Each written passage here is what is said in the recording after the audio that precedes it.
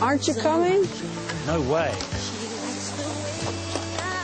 This is a big secret. I never saw anybody in my giving tree. Okay, I'll try. I'm slightly worried about my shoes slipping. Come on. Is it safe? Of course. I'm frightened. My inspiration. I think I'm going to stop here. You don't climb trees? No, I do not. You're missing out. I'll leave you to it.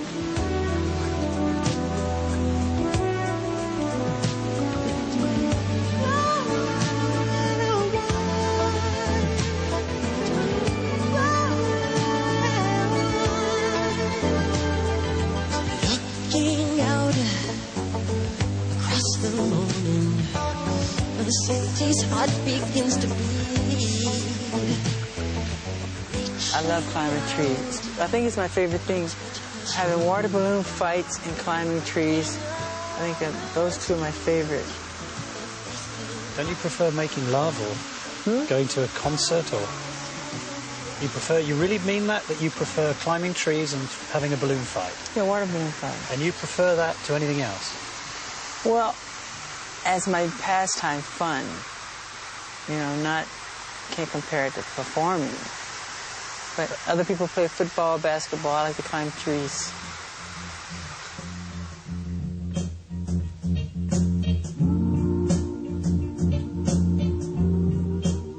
So how had this singing and dancing genius arrived in the surreal place that is his life today? I started to look for answers back at the beginning.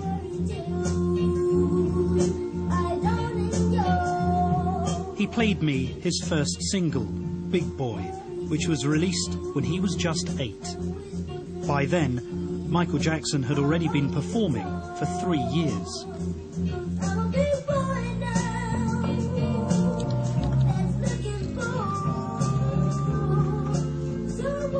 Do you remember when you first discovered that you had a special musical talent? My mother caught me making my bed one day, and I was singing. And she said to my father that I could sing, and he didn't want to hear of it. You know, he said that Jermaine's the lead singer, not Michael. My mother said, Joe, you really should hear him sing. He can sing. He goes, no, Jermaine's the lead singer of the group, and that's it. She forced him to listen to me, and once he listened to me, from that moment on, I was the lead singer of the group.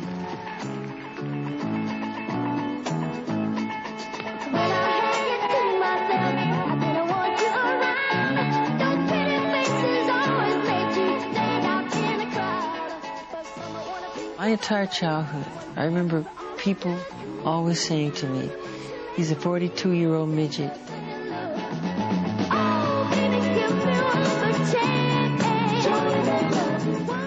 At first I didn't understand, but what they meant was the way I, moved on stage and the way I sang, like you say, the inflections or whatever. Did somebody teach you to do that? No, you can't teach that. You can't teach it. It has to come from inside. It's a gift, you know.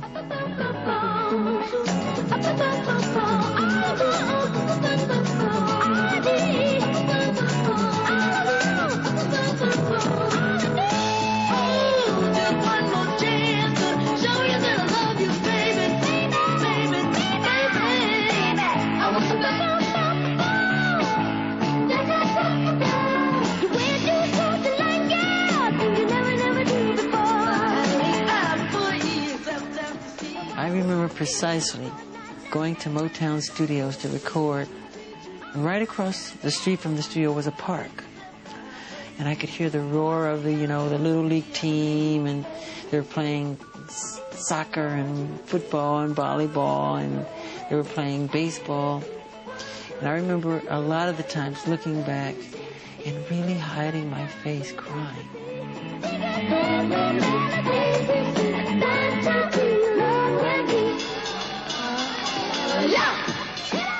I wanted to play sometime, and I couldn't, I had to go. Why couldn't? I had to go to the studio. Show me what you can do. Shake it, baby. Come on, make it, baby. Ooh, ooh. 1, 2, 3, baby. ABC, baby. Do, re, mi, baby. Hey! you would be practicing, you were very heavily disciplined by your father. What was that like?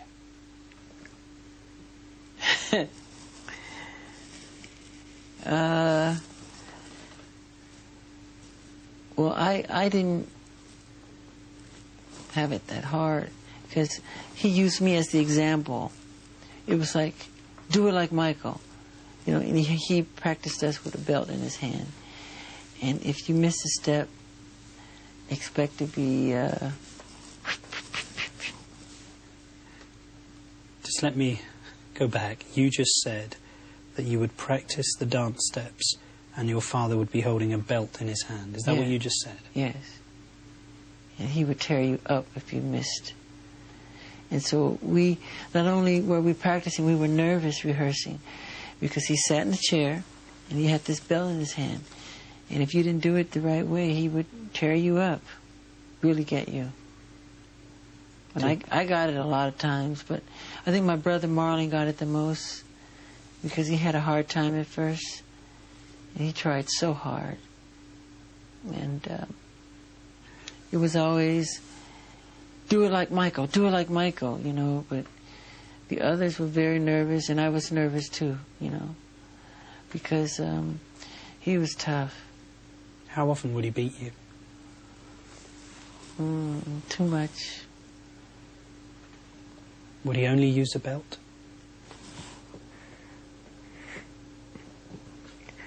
Why do you do this to me? No, more than a belt.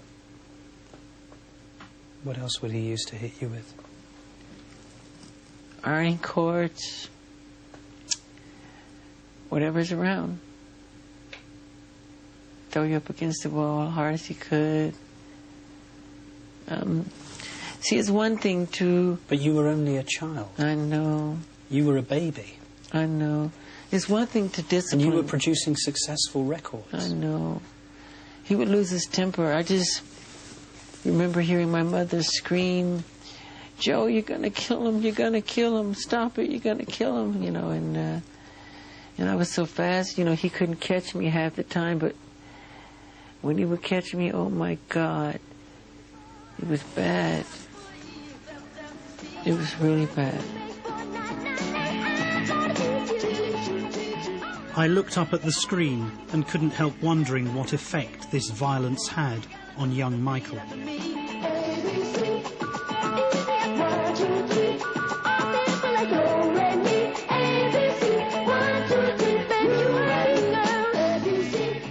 We were terrified of him. Terrified. I can't tell you. I don't think he realizes to this day how scared. Scared. I mean scared. So scared that I would regurgitate. You would vomit? Mm-hmm. When would you vomit? Well, what would produce that sort of reaction in you? His presence. Just seeing him. And sometimes I'd faint, and my bodyguards would have to hold me up.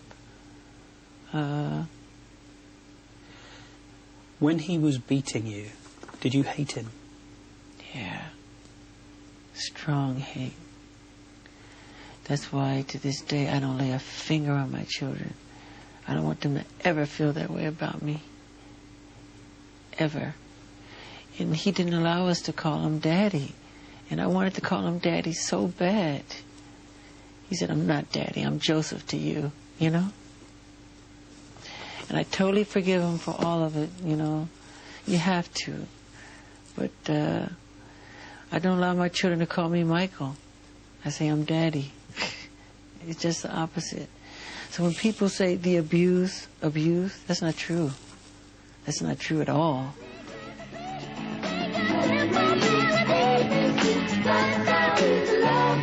ABC, girl!